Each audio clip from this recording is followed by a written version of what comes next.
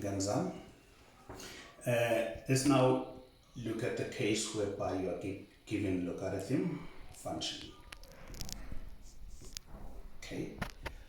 What we noted is that when we are given the exponential function, trying to find the inverse of this one, obviously it was giving you what we call logarithm function, which means if you are given the log function, looking at the inverse, that obviously will give you what we call exponential function. Okay, let's take a look of this one. Let's say you have this, as we did, this is 2 exponent x. We said the inverse of this one obviously will be log, the base is 2, this is x. But now, okay, we are moving from here to here, but now we want to move from log to exponential. Now this is y equal to log x base 2. Now what's the first step if you're looking for the inverse is to interchange x and y. Obviously now this will be x equal to log y base 2. However, we have to make y be the subject of the formula. This is our Nike. Now what would be our answer here? This would be y equal to, you take this 2 to this side, so this would be 2 exponent x. Wow, this is the same as that one. Okay, that is simple as that. So what you do if you are given the log, you interchange x and y, and after that you make y be the subject of the formula. Then we said your 2 is your base, and again if you look at this one, 2 is the base, so the base will always be a base. That is what is important. Let's look at another example. Okay, let's say now this is our number 2. We have y equal to log x base 3. What will be our first step here is to interchange x and y. This will be x equal to log y base 3. However, you have to make y be the subject formula. Okay, this is our Nike method.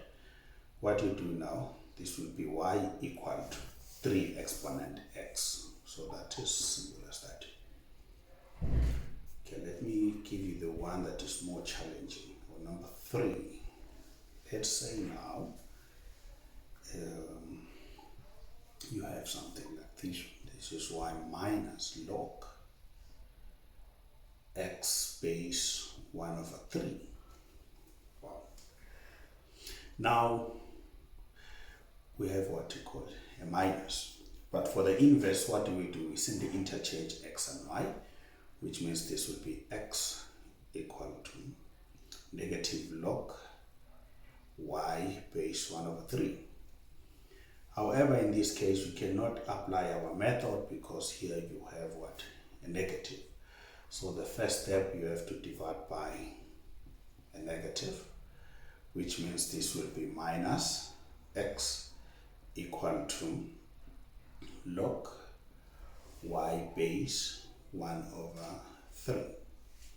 Then since our base or our log now it's positive, what we can do, we can apply our Nike method, right? So what would be our answer here? This would be y equal to, this is 1 over 3 exponent negative x. So that is that. However, you can change this one because this is a fraction. This is same as 3 minus 1 exponent negative x, which is the same as 3 negative and negative. This would be what?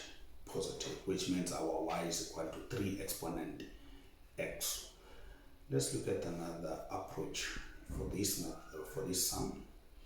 Let's say you want to apply the laws of logarithms. We said here, since you have a negative, this negative will always affect your base. So which means this is same as y equal to log x However, your base is a fraction, but now if you want to get rid of this one, this will be obviously 3. Now what you will do, you will interchange x and y. This is y, this is base 3. Then we can apply our method, that's Knight method. Now our y here will be 3 exponent x, which is the same as that one. Okay, let's stop there for now.